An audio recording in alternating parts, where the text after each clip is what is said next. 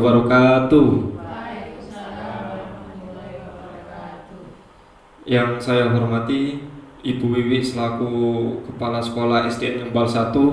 Yang saya hormati Bapak Ibu Dewan Guru SDN Ngembal 1 yang berbahagia. Pertama-tama marilah kita panjatkan puja dan puji syukur atas kehadiran Allah Subhanahu wa taala yang mana di siang hari ini kita bisa berkumpul dengan keadaan sehat walafiat. Salawat serta salam senantiasa tercurahkan kepada baginda Nabi besar Muhammad Sallallahu Alaihi Wasallam. Untuk kegiatan hari ini izinkan saya memaparkan materi saya, yakni aksi nyata budaya positif. Budaya positif nanti saya akan memaparkan materi-materinya. Tapi sebelumnya saya persilakan untuk Ibu Wiwi selaku kepala sekolah memberikan sambutan atau sambutan untuk Bapak Ibu guru yang lainnya. Monggo Bu Wiwi, waktu dan tempat saya persilakan. Terima kasih atas waktu yang diberikan. Selamat siang Bapak Ibu semua. Assalamualaikum warahmatullahi wabarakatuh. Waalaikumsalam. Syukur alhamdulillah pada pagi hari ini, pada siang hari ini kita masih diberikan rahmat hidayah oleh Allah Subhanahu wa taala sehingga kita bisa berkumpul di sini dalam keadaan sehat walafiat. Sholawat serta salam marilah kita haturkan kepada junjungan kita Nabi besar Nabi Muhammad SAW yang telah mengantarkan kita dari zaman kegelapan menuju jalan terang benderang, yaitu iman dan Islam. Bapak Ibu semua, hari ini Pak Arifin selaku CGP melaksanakan aksi nyata budaya positif. Mohon kepada Bapak Ibu nanti memperhatikan penjelasan dari Bapak Arifin. Semoga ilmu yang kita terima hari ini bisa bermanfaat bagi kita semua, utamanya bagi murid-murid SDN Ngembal 1. Dan untuk Pak Muhammad Arifin selaku CGP, semoga ilmu yang diberikan nanti juga bisa bermanfaat untuk Pak Arifin sendiri, demi kesuksesan dan kelancaran Pak Arifin dalam menjalankan CGP dan nanti mendapatkan hasil yang maksimal. Mungkin itu saja dari sambutan dari saya. Saya akhiri. Wassalamualaikum warahmatullahi wabarakatuh. Terima kasih Ibu Wiwi. Selanjutnya saya akan memulai presentasi, tapi sebelumnya saya akan membuka dengan pantun Bapak Ibu. Oke, nanti bisa dijawab mantap gitu nggih. Oke. Urip kuwi sok rame sok sepi. Yen sanggup dilakoni, yen ora sanggup ditinggal ngopi. Tumbas sayur asem lali rambayar. Tetep mesem senajan ati ra ambiar. Assalamualaikum warahmatullahi wabarakatuh. Waalaikumsalam. Oke, di sini saya akan memaparkan hasil yang saya sudah dapatkan. Saya akan imbaskan tentang materi budaya positif. Apakah itu budaya positif? Nah, di sini filosofi Ki Hajar Dewantara. Filosofi Ki Hajar Dewantara mengumpamakan sekolah sebagai sebuah ladang tempat persemaian bibit. Agar bibit bisa berkembang secara maksimal, maka petani dapat memperbaiki kondisi tanahnya.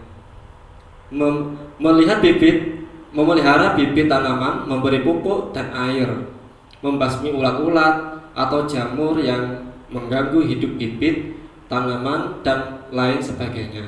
Dari uraian tersebut kita dapat memahami bahwa sekolah diibaratkan sebagai tanah tempat bercocok tanam, sehingga guru harus mengusahakan sekolah jadi lingkungan yang menyenangkan, menjaga dan melindungi murid dari hal-hal yang tidak baik. Dengan demikian karakter murid tumbuh dengan baik sesuai dengan profil pelajar Pancasila. Jadi diibaratkan di sekolah ini adalah ladangnya Bapak Ibu.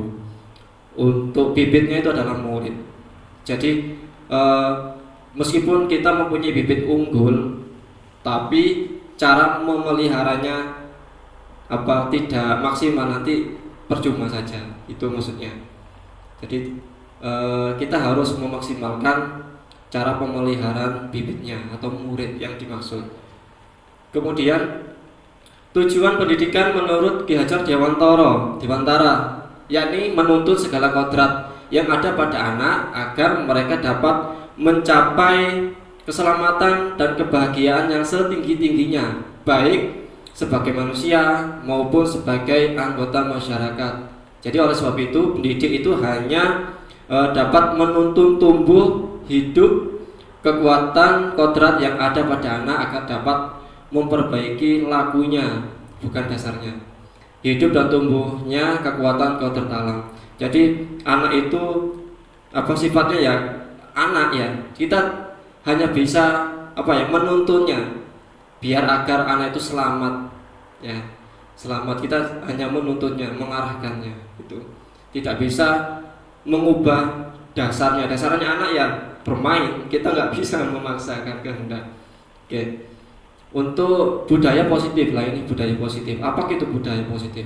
Budaya positif di sekolah yaitu nilai dan kebiasaan di sekolah yang berpihak pada murid agar mereka dapat berkembang menjadi pribadi yang kritis, penuh hormat dan bertanggung jawab sesuai dengan profil pelajar Pancasila. Ini budaya positif kita sudah berjalan sebenarnya. Kebiasaan kita mulai Senin sampai Sabtu. Kalau Senin upacara. Upacara itu menghormati kemerdekaan. Yang hari Selasa senam. Ya, senam untuk bertujuan agar anak-anak sehat. Yang ketiga hari Rabu literasi bertujuan agar anak mempunyai budaya kritis untuk membaca ya, karena di Indonesia yang mayoritas itu daya pembacanya minim sekali. Terus kemudian di hari Kamis gitu. Kamis itu kegiatannya apa, Bu? Membaca Asmaul Husna. Hari Jumat pembacaan tahlil ya, Yasin, Istighosah gitu. Dan hari Sabtunya macam-macam ya, kegiatan jalan santai, kemudian baksos, bakti sosial dan sebagainya. Oke, itu yang budaya positif yang sudah sekolah kita, sekolah sudah mulai melaksanakannya. Nah, yang ini konsep utama budaya positif. Nah, saya akan memaparkan mulai nomor 1 sampai nomor 7 ini. Yang pertama ini perubahan paradigma belajar. Kedua, disiplin positif. Ketiga, kebutuhan dasar manusia. Keempat, motivasi perilaku. Kelima, restitusi positif, kontrol guru. Keenam, keyakinan kelas. Dan ketujuh, restitusi. Oke, saya lanjut. Nah, ini perubahan paradigma belajar. Perubahan paradigma belajar, pembelajaran terjadi paradigma pada guru menjadi pembelajaran berfokus pada peserta didik, yaitu student center. Nah, ini. Kemudian sistem pembelajaran peserta didik, pendidikan paradigma lama, pembelajaran yang lama gitu, menempatkan siswa sebagai objeknya. Pembelajaran bukan individu yang aktif mengkonstruksi pengetahuan dan menemukan makna belajarnya sendiri. Ini tentang pendidikan paradigma yang lama. Dan sekarang pembelajaran paradigma yang baru atau kurikulum merdeka merupakan pembelajaran yang berorientasi pada penguatan kompetensi, pengembangan karakter yang sesuai dengan dimensi profil pelajar Pancasila. Jadi berlandaskan profil pelajar Pancasila. Apa saja? Mungkin yang pertama, profil pelajar Pancasila yang masih ingat? belajar Pancasila, beriman dan bertakwa pada Tuhan yang Esa gitu. Berakhlak mulia, berkebinekaan global, gotong royong, mandiri, kreatif dan bernalar kritis. Itu yang menjadi landasan pembelajaran baru yang kurikulum merdeka sekarang. Oke. Miskonsepsi tentang teori kontrol. Nah, ini kita sambil merefleksi diri kita. Ilusi guru mengontrol murid. Jadi seolah-olah kita itu mengontrol murid. Ilusi bahwa kritik dan membuat rasa bersalah mampu menguatkan karakter. Oke, sambil dicermati ya. Ilusi bahwa semua penguatan positif efektif dan bermanfaat. Ilusi bahwa orang dewasa berhak memaksa murid. Nah, ini yang ada di pikiran kita. Saya ini orang dewasa ya punya hak memaksa kalian, itu maksudnya. Dan bisa dicermati lagi. Saya lanjut. Mengubah paradigma stimulus respon ke pendekatan teori kontrol. Ya, ini stimulus respon dan teori kontrol. Realitas kebutuhan kita sama kalau menurut stimulus respon. Kalau teorinya realitas kita berbeda. Ya. Semua orang melihat hal yang sama. Setiap orang memiliki gambaran berbeda. Kita mempunyai gambar berbeda kan? Kita mencoba mengubah orang agar berpandangan sama dengan kita. Jadi memaksakan kehendak. Tapi teori kontrolnya kita berusaha memahami pandangan orang lain. Jadi memahami karakter orang lain. Ya. Tentang paradigma stimulus respon ya ke pendekatan teori kontrol. Perilaku buruk dilihat sebagai suatu kesalahan yang terjadi pada anak-anak. Oh, itu buruk ya. Tapi semua perilaku memiliki tujuan. Tujuannya apa? Dia berbuat seperti itu. Orang lain bisa mengontrol saya, tapi teori kontrolnya hanya Anda yang bisa mengontrol diri Anda sendiri. Saya bisa mengontrol orang lain, Anda tidak bisa mengontrol orang lain. Pemaksaan ada pada saat bujukan yang gagal. Jadi kalau gagal pasti kita memaksa. Ayo harus nurut sama saya, itu maksudnya. Terus kolaborasi dan konsensus menciptakan pilihan-pilihan baru. Model berpikir menang atau kalah, teori kontrolnya model berpikir menang-menang. Oke. Selanjutnya yang kedua, disiplin positif. Disiplin positif itu berasal dari disiplina yang artinya belajar. Disiplin mengacu pada disiplin diri yang memiliki tanggung jawab terhadap apa yang dilakukannya berdasarkan nilai-nilai yang diyakini. Disiplin. Jadi disiplin positif itu merupakan salah satu cara penerapan disiplin yang bertujuan untuk menumbuh kesadaran serta memberdayakan peserta didik tanpa imbalan penghargaan, reward ya, ancaman atau hukuman. Sebagai pendidik, tujuan kita adalah menciptakan peserta didik yang memiliki disiplin sehingga mereka berperilaku mengacu kepada nilai-nilai kebajikan universal dan memiliki motivasi intrinsik dalam perubahan perilaku ke arah yang lebih baik. Ini ya tentang disiplin positif. Lanjut. Nah, disiplin positif perlu diterapkan baik dalam lingkungan keluarga maupun di lingkungan sekolah. Dengan menerapkan disiplin positif diharapkan tindak kekerasan dapat dihindari. Nah, ini saya berusaha untuk merubah. Awalnya saya ke keluarga, terutama ke anak saya. Itu saya terapkan dulu. Kalau anak saya itu tidak nurut, maka saya marahi. Akibatnya ada tindak kekerasan. Kekerasan itu tidak langsung ke fisik tapi ke mentalnya. Nah, sekarang saya akan terapkan ke keluarga saya dan ke anak didik saya untuk menghindari tindakan kekerasan tersebut. Oke.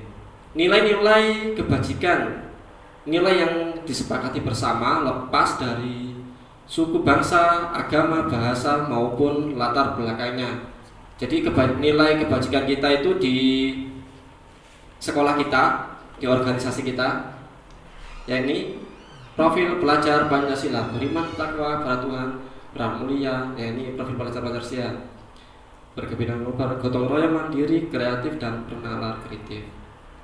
Ibu Primary Years program PYP, yakni toleransi, rasa hormat, integritas, mandiri, penghargaan, antusias, empati, keikutsertaan, kreatif, kerjasama, percaya diri, dan komitmen. Ini tentang PYP.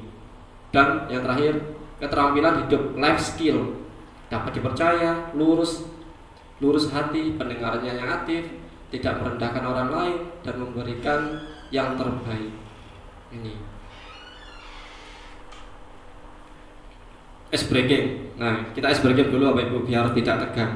Oke, ini adalah tepuk 5S yang bisa nanti panjenengan terapkan di peserta didik panjenengan sedaya, ya, murid-murid kita.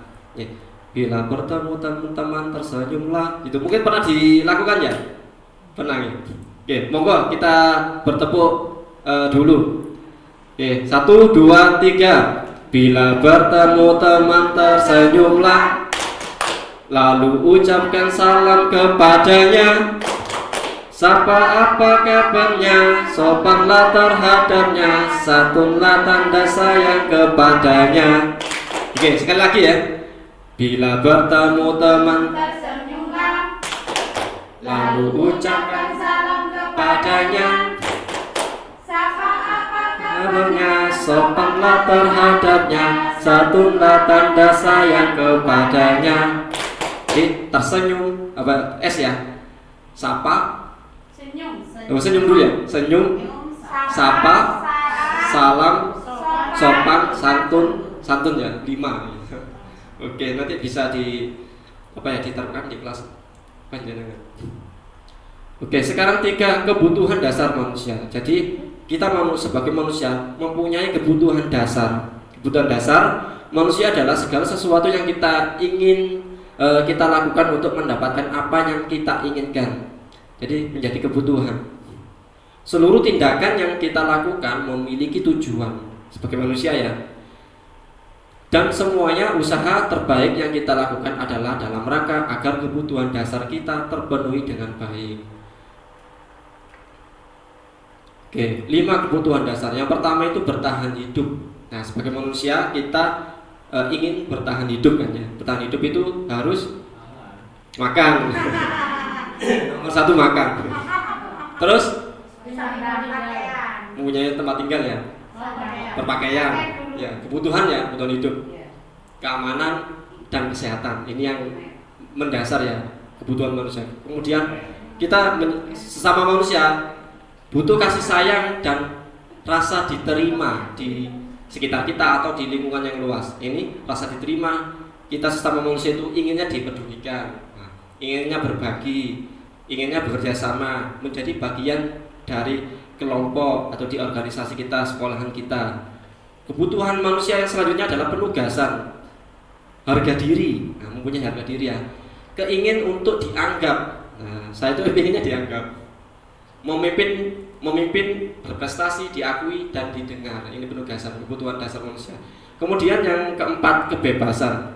Pastinya kita ingin bebas, jadi mandiri, memiliki pilihan, bebas memilih kan ya. Mencoba hal baru, mampu mengendalikan arah dirinya, jadi tidak terkontrol oleh orang lain maksudnya. Jadi kesenangan yang terakhir, kebutuhan dasar manusia pastinya kita ingin senang ya. Ini ingin senang. Senangnya apa? Makanan yang enak, pakaian, tempat tinggal yang bagus, nyaman. Terus kita pastinya ingin sehat dan sehat ya. Apa Bu? Jalan-jalan lah ya. Senang-senang. Shopping belanja. Healing. Oke. Selanjutnya, nah ini contoh kasus. Bu Yani, guru kelas TK kelompok A, sedang bingung menghadapi salah satu murid di kelasnya yang bernama Bintang. Beberapa anak telah datang dan mengeluhkan bahwa Bintang sering mengambil paksa bekal temannya. Nah ini sering ya terjadi di sekolah kita, di kelas kita, di kelas 1 mungkin ya. Nih, jadi jika Anda menghadapi situasi seperti Angga ya, nah, salah satunya ya, seperti Ibu Yani, apa yang Anda akan lakukan? Mungkin Bu Itul, ya. Contohnya tentang Angga tadi, mungkin apa yang Bu Itul lakukan nantinya? Bu, mic-nya. Nah, apa biar terdengar. Oke, terima kasih Bu Itul, monggo. Tanya kepada pelakunya si Angga dulu, kenapa kok sering jahit? Berarti menggali dulu. Iya. Oke, terus. Terus nanti kan kalau ada alasannya baru ditindaklanjuti. Alasannya apa? Oke, siap. Itu saja. Oke, mungkin ada kelas lain yang pernah mengalami kasus seperti ini. Nah, ada? Alina juga. Mungkin Bu Tuti, Bu Muda, tidak ada? Oke, saya lanjut ya. Oke, usil ini ya. Ini. Dalam konteks penerapan budaya positif, Ibu Yani sebaiknya mencari tahu. Nah ini yang sudah dilakukan oleh Bu Itul. Dalam alasan Bintang melakukan tindakan tersebut agar dapat diketahui kebutuhan apa yang ingin dipenuhi. Jadi kan kebutuhan apa yang dilakukan adalah kebutuhan dia. Survival. Bintang lapar karena tidak dibawakan bekal oleh orang tuanya. Ya. Tanyakan dulu. Saya lapar mungkin. Jadi saya ngambil punya orang lain gitu ya. Kemudian cinta dan kasih sayang. Bintang lebih perhatian sama temannya. Nah ini. Jadi salah cara ya. Saya senang sama orang itu. Diambil. Terus kekuasaan. Wah ini kekuasaannya. Bintang merasa hebat, merasa kuat di antara temannya karena temannya merasa takut dan menuruti semua keinginannya. Wah ini Ali ya. Oke. Kalau di kelas saya Iwan. Iya. Terus ini kebebasan. Wah ini merasa bebas. Bintang menginginkan bekal yang berbeda karena bekalnya selalu sama setiap hari. Jadi bosan pengennya ngambil punya pengarang lain. Ya. Kelima ini kesenangan. Bintang hanya iseng dan dia menikmati ekspresi wajah temannya yang kesal. Jadi iseng ya, pengen lihat temannya marah ini sebenarnya. Nah ini apa ya tujuannya ya? Di kesenangan ini ya. Oke. Jadi masing-masing kelas berbeda-beda untuk kasusnya. Yang merasa hebat itu ada. Kelasnya sampean. Iya. Iya. Terus yang keempat, nah ini keempat sekarang. Semua perilaku memiliki tujuan, termasuk kita memiliki tujuan perilaku kita. Teori motivasi perilaku manusia untuk menghindari ketidaknyamanan atau hukuman. Biasanya timbul pertanyaan, apa yang akan terjadi jika saya tidak melakukannya? Ini masuk di motivasi eksternal. Untuk mendapatkan imbalan atau penghargaan dari orang lain. Nah ini biasanya akan timbul pertanyaan, apa yang akan saya dapatkan apabila melakukannya? Jadi semisal saya mempresentasikan, nanti saya menginginkan apa ya ke panjenengan kayak gitu. Jadi mempunyai tujuan ya. Ini motivasi eksternal dua-dua ini. Yang ketiga, untuk menjadi orang yang mereka inginkan dan menghargai diri sendiri dengan nilai-nilai yang mereka percaya. Nah ini melakukan sesuatu karena nilai-nilai yang mereka yakini dan hargai. Motivasi internal ini kesadaran diri. Nah ini hukuman, konsekuensi, restitusi. Hukuman tidak terencana, tiba-tiba. Murid tidak tahu apa yang terjadi bila dilibatkan. Bersifat satu arah, berupa hukuman fisik dan psikis. Konsekuensi terencana, sepakati sesuai peraturan. Murid tetap dibuat tidak nyaman. Konsekuensinya begini, kalian harus begini, nah gitu. Jadi sikap guru selalu memonitor murid, ya, mengawasi terus. Jadi seakan-akan anak itu tidak nyaman. Kalau ini kan menghukum ya, berupa hukuman fisik dan psikis. Kalau ini restitusi, nah ini apa restitusi? Proses menciptakan kondisi bagi murid untuk memperbaiki kesalahan. Ini tentang restitusi. Jadi memperbaiki murid, bukan menghukum, bukan terus mengawasi ya anak menjadi tidak nyaman. Ini proses kolaboratif yang mengajarkan murid untuk mencari solusi sendiri. Oh iya, nanti kesalahan saya itu begini, nanti saya harus begitu, gitu maksudnya. Saya lanjut. Hukuman dan konsekuensi atau sanksi. Ini kasus pemantik. Nah ini, Iva kurang menguasai pelajaran matematika. Ini biasanya terjadi di sekolah, di kelas kita. Sehingga pada saat pelajaran tersebut berlangsung, dia memilih lebih banyak berdiam diri atau menggambar buku pelajarannya. Tidak menguasai matematika ya. Pada saat guru matematikanya Pak Seno menanyakan pertanyaan ke Iva ya, Iva menjadi gugup dan tidak sengaja menjatuhkan tasnya dari kursi. Tiba-tiba menjadi gagap. Pada saat berupaya menjawab, seluruh kelas pun tertawa melihat perilaku Iva atas kegagapan itu. Yang bicara tergagap dan terkejut tersebut. Pak Seno pada saat itu membiarkan teman-teman Iva menertawakan Iva yang tergagap dan malu luar biasa. Jadi sampai saking saking ramenya, saking lucunya mungkin ada teman sampai tertawa semuanya. Dan malahan minta Iva untuk maju. Sudah ditertawai, disuruh maju sama Pak Seno untuk maju ke depan kelas dan berdiri di kelas sambil menunjuk hidungnya karena tidak bisa menjawab pertanyaan Pak Seno. Kelas semakin gaduh dan anak-anak pun tertawa melihat Iva di depan kelas memegang ujung hidungnya. Pertanyaannya, apakah Anda setuju dengan tindakan Pak Seno terhadap Iva? Mengapa? Mungkin ada yang mau menjawab. Mungkin Pak Widodo? Monggo Pak. Kalau melihat kasus seperti ini pernah terjadi. Kelas saya dulu. Terima kasih. Ya, monggo Pak Ini Widodo. saya ingin menjawab pertanyaan dari apakah kita setuju dengan apa yang dilakukan Pak Seno. Iya. Kalau menurut saya itu perbuatan yang termasuk pembulian terhadap murid. Pembulian. Oke.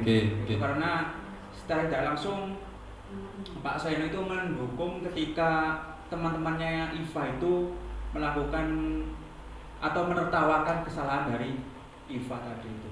Nanti itu termasuk pembulian dan mungkin Pak Senonya pun tidak sadar karena kalau beliau itu melakukan pembulian. Karena tidak sadar ya, mungkin terbawa suasana kelas saking ramainya gitu. Terima kasih Pak Widodo untuk jawabannya, bagus sekali. Jadi tidak setuju ya atas perlakuannya Pak Seno mengakibatkan Iva itu menjadi malu dan sampai bertindak seperti itu, sampai gugup ya, bingung gitu. Terus kedua, menurut Anda tindakan Pak Seno terhadap Iva adalah sebuah hukuman atau konsekuensi? Mengapa? Oke, monggo Bu Itun, Bu Muda, Bu Yuli. Apa termasuk hukuman? Apa konsekuensi? Kira-kira? Iya, tindakannya Pak Seno ini. Apa hukuman, apa konsekuensi? Oke, tidak apa-apa. Jawaban berbeda tidak apa-apa. Monggo Bu Muda, dipersilakan. Ya, terima kasih. Kalau menurut saya tadi memang betul kata Pak Widodo, ya saya kurang setuju karena ya tadi sudah konsekuensi kita di dalam kelas bagaimana kita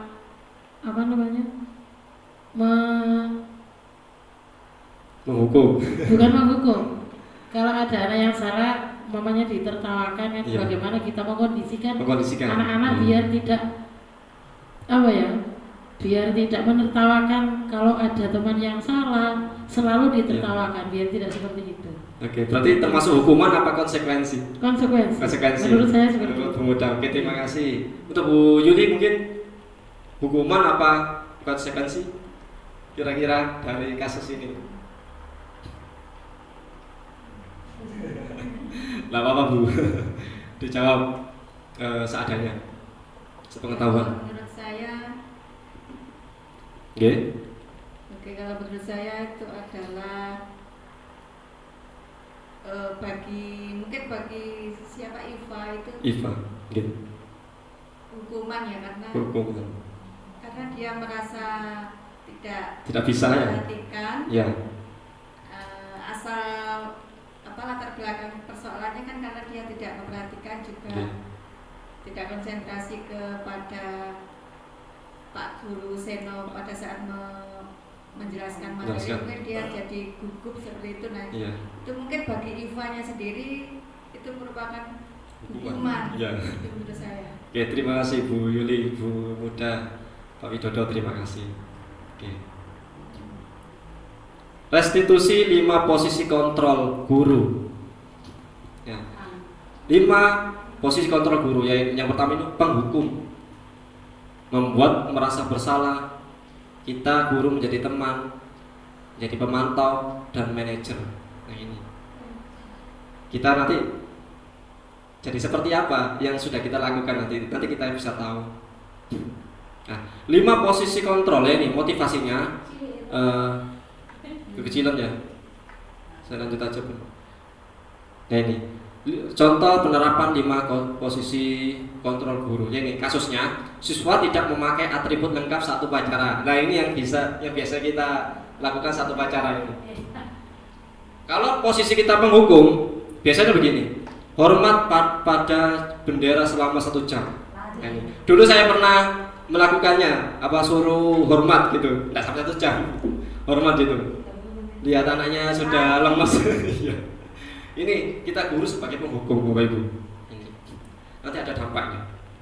Beberapa kali ini guru beberapa kali guru memberitahumu, kamu selalu mengecewakan Pak Guru gitu.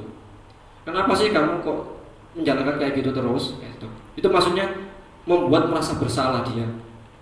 Dan ini ada imbasnya. Ayo dong, ikuti aturan sekolah. Tolong bantu ibu ya. Sekali ini saja. Ya sudah, tidak apa-apa wis. Lain kali jangan diulang lagi masuk kelas. Nah gitu. Ini posisi kita menjadi teman. Jadi anak itu biasanya tertawa gitu. Oh, iya Pak, Ibu. Terima kasih gitu. Kamu sudah melanggar peraturan sekolah. Kamu tahu kan konsekuensinya? Setelah upacara, kamu beli atributnya ke koperasi dan jangan diulangi lagi. Ini pemantau posisinya. Dan ini, apakah kamu tahu kesalahan kamu? Kira-kira bagaimana kamu memperbaiki kesalahanmu? Nah ini adalah guru seorang manajer. Jadi di posisi ini biasanya kita yang sering lakukan sebagai apa? Monggo dikoreksi sendiri. Yang mana? Berarti sebagai yang sering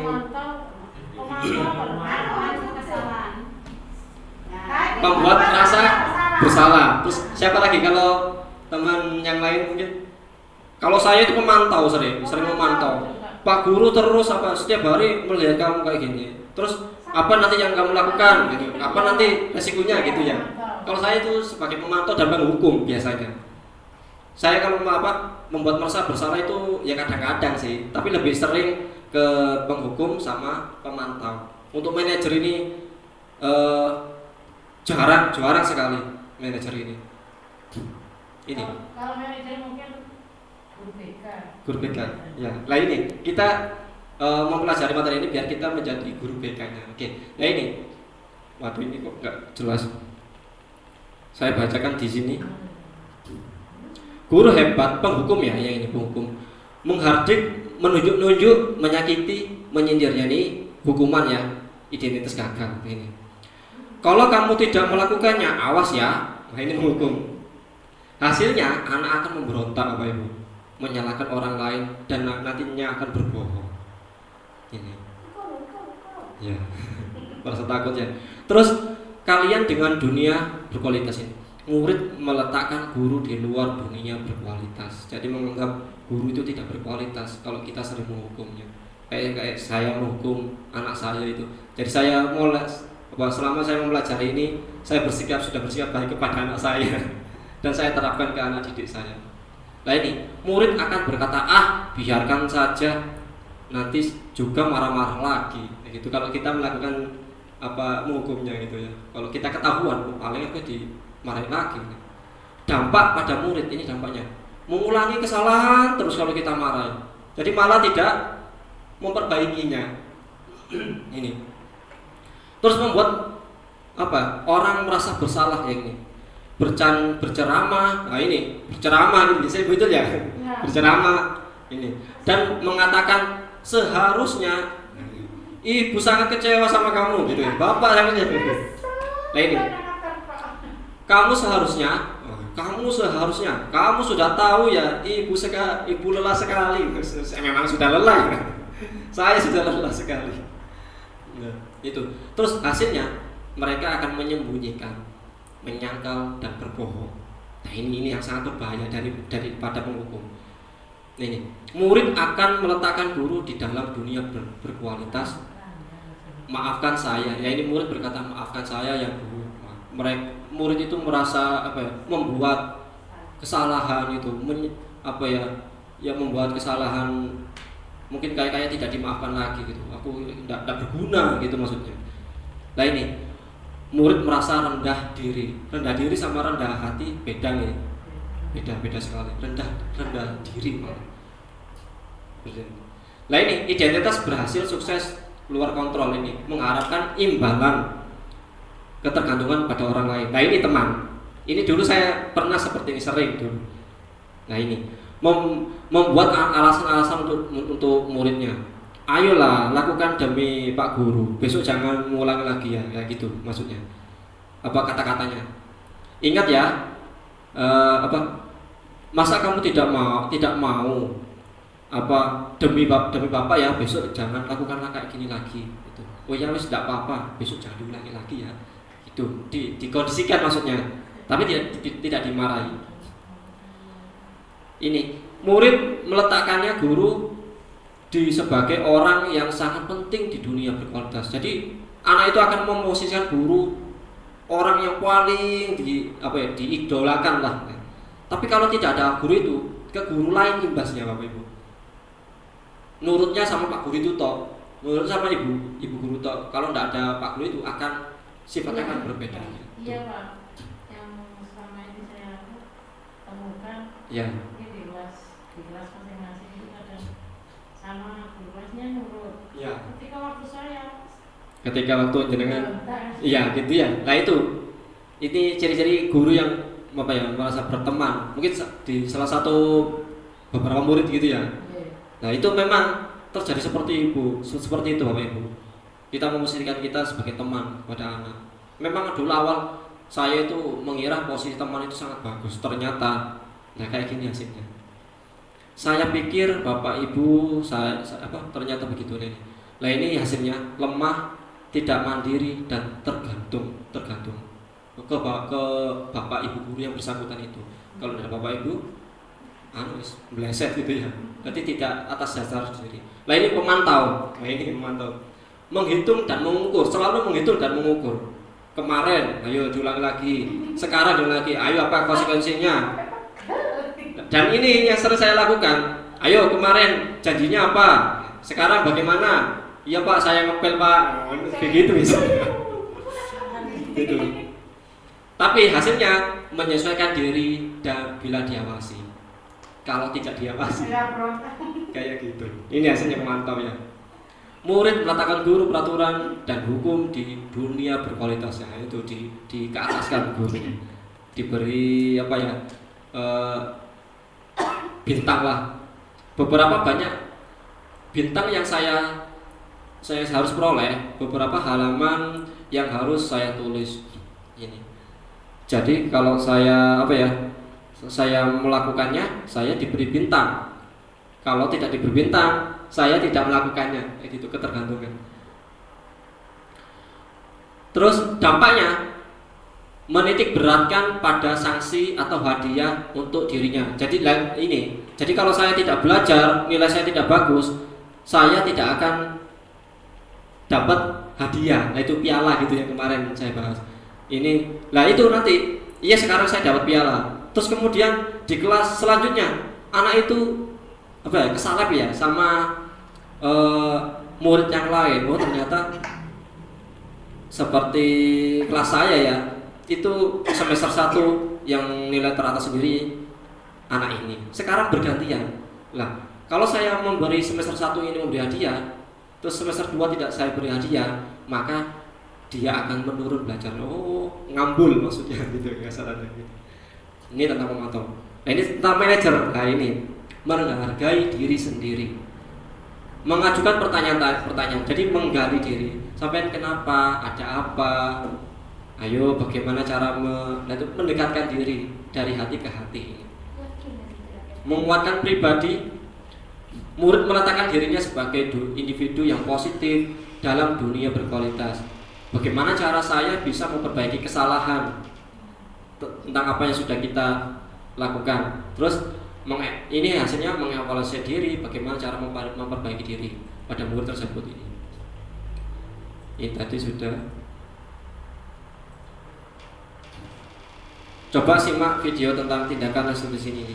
Ini yang kemarin sudah saya share itu sebenarnya ini sudah lama. Pinginnya saya share ke jenengan terangkan langsung, tapi ternyata ada tugas khusus yang harus di video seperti ini. Moga ya disimak. Saya akan percepat ya untuk kecepatannya.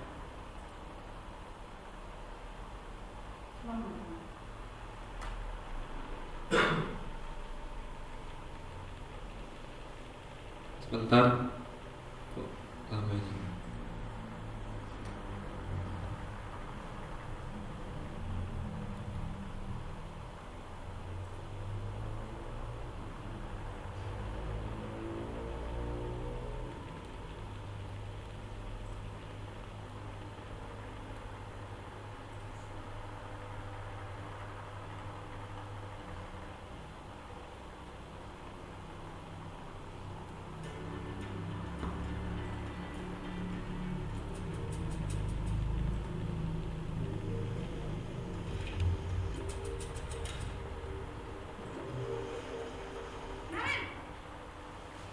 Sini kamu.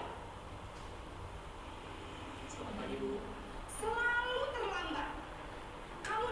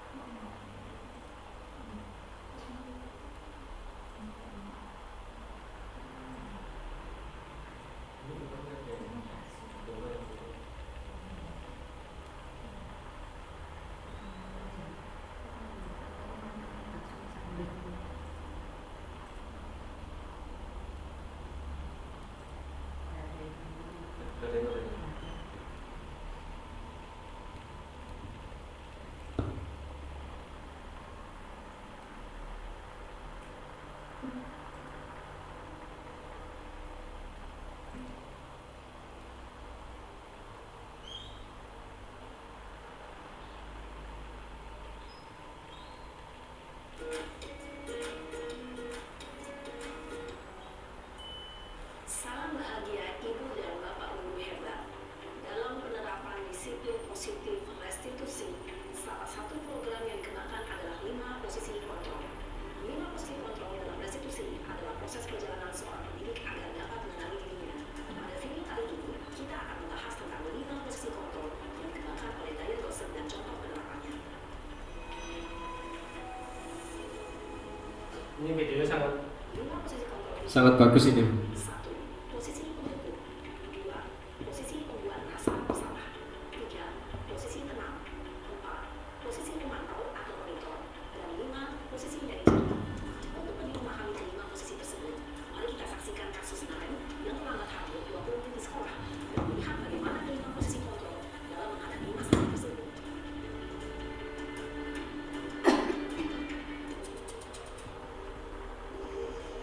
Ini yang sering kita lakukan pada anak didik kita.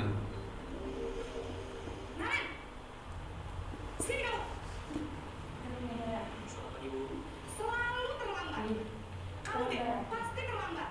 Bu, saya Apa? Apa coba? Alasan kamu apa lagi? menjelaskan. Kenapa sih kamu tidak terlambat? Malas sekali ya kamu jadi anak. Saya Dasar pemalas. Gak kapok-kapok sih kamu. Sudah terlambat terlambat. Sana, kamu keliling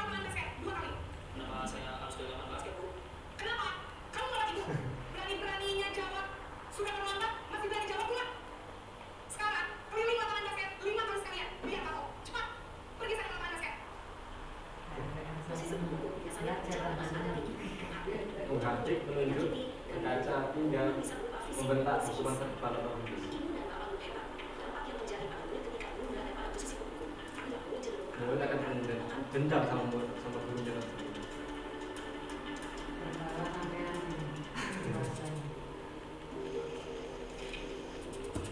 Ini membuat merasa bersalah.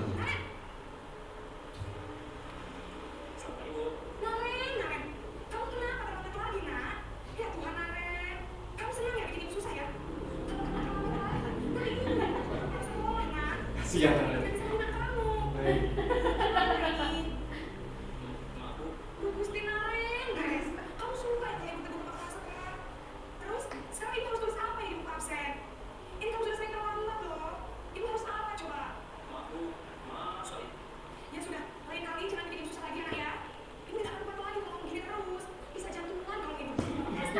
Sana coba. posisi Membuat merasa bersalah.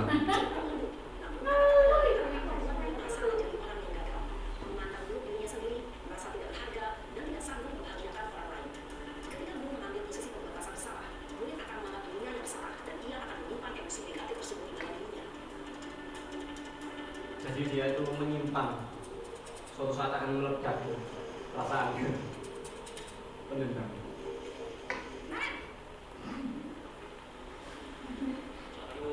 Posisi teman. Sudah berapa ini, nak? Berapa lagi ya, sayang? Lagi Kamu mau menyalahkan ibu kamu. Kamu tuh pakai anak yang paling kencang. Kok terlambat sih? Ya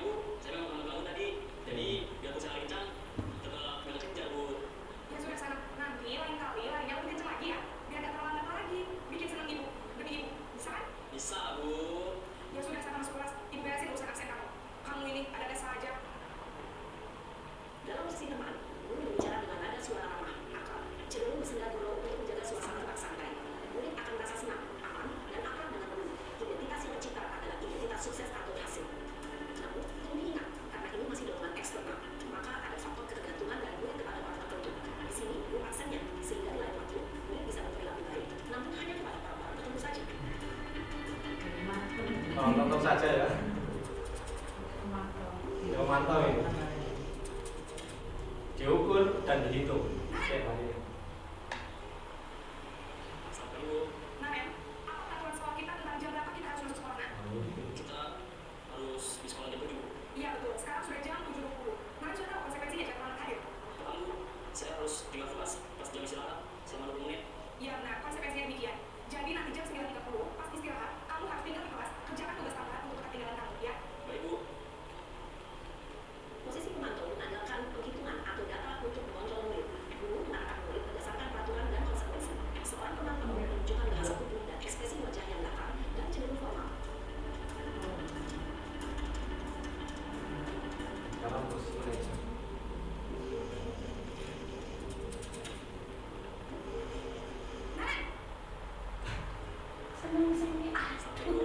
Selamat pagi, Naren. Iya, sekolah masuknya jam 7, sekarang sudah jam 7.20. Jadi sekarang bagaimana nih, Naren? Baiklah, menurut kamu, keyakinan sekolah yang mana yang perlu kamu tingkatkan? Setuju. Jadi, apakah Naren meyakini prinsip saling menghormati tersebut? Apakah Naren bersedia memperbaiki masalah keterlambatan ini? Bagaimana kamu akan memperbaiki masalah keterlambatan ini? Baik, kalau Naren punya alarm di rumah, ada orang yang kira-kira bisa bantu mengingatkan tidak? Ada lagi selain KM? Baik, jadi yang mengingatkan Naren adalah Kak Emma dan Ibu kalian. Kira-kira akan mulai set alarm kapan, Naren? Baik, jadi Naren akan setel alarm untuk bangun besok pagi dan akan diingatkan oleh kakak dan ibu dan Naren ya. Ada lagi yang mungkin perlu dilakukan, Naren? Agar tidak terlambat dulu lagi. Baik, Naren. Terima kasih untuk bersama kamu. Sekarang kamu boleh kembali ke kelas untuk belajar. Posisi manajer adalah posisi kontrol yang disarankan untuk memilih murid memiliki sikap disiplin yang positif, yaitu murid yang mandiri, bertanggung jawab, dan dapat memecahkan masalah. Tujuan dari posisi ini adalah agar murid dapat berefleksi atas tindakannya. Guru akan mengerti. Ini waktu. Saat ini Menggunakan pertanyaan yang aman, sehingga murid dapat belajar dari Itu dari apa?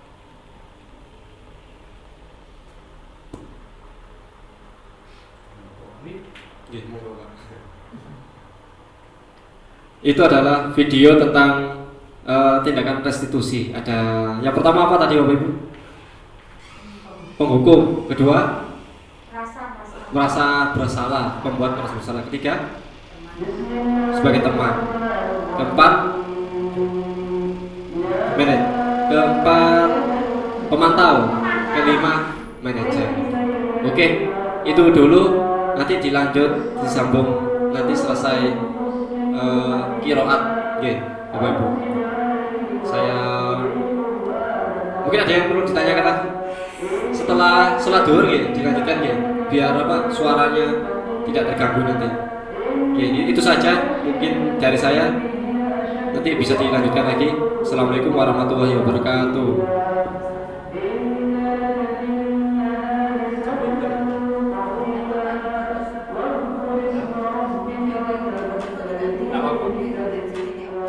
Oke Bapak Ibu, saya akan melanjutkan dari tayangan video tadi kita banyak sudah belajar ya tentang apa saja tindakan kita selama ini yang sudah kita lakukan ke anak-anak kita. Selanjutnya di sini ada soal, mau Bapak Ibu tebak coba ya, kira-kira termasuk apakah ini?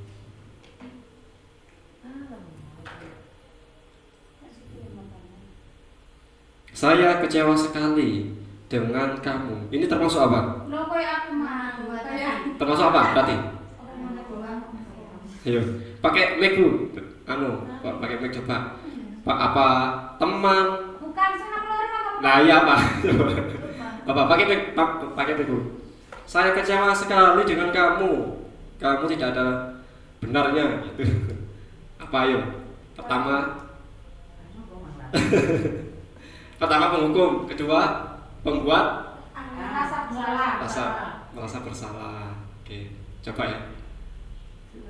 Jawabannya pembuat rasa bersalah. Oke. Pakai mic boleh menjawab. Kemudian ini posisi kontrol, apakah aku tidak pernah belajar melakukannya. Kamu tidak pernah belajar melakukannya. Kamu tidak pernah benar melakukannya. Kamu tuh tidak pernah benar melakukannya. Ini kata-kata apa? Kira-kira apa? Manajer, apa teman, apa pemantau, penghukum, pembuat rasa bersalah. Ayo kira-kira pembuat rasa bersalah tadi. Yang ini. Kamu itu tidak benar sekali melakukannya. Gitu. Nomor 4. Nomor 4 itu pemantau. Kamu kemarin ini apa yang harus kamu lakukan? Kamu tidak pernah benar melakukannya. Kira-kira jawabannya? Jawabannya adalah penghukum. Kamu itu tidak pernah benar melakukannya. Dihukum terus kata-katanya. Ya kemudian apa rencanamu untuk menyelesaikan masalah ini, Nak? Apa? Manajer. Oke. Kemudian posisi kontrol apakah aku? Ayolah, lakukan demi Pak Guru. Jadi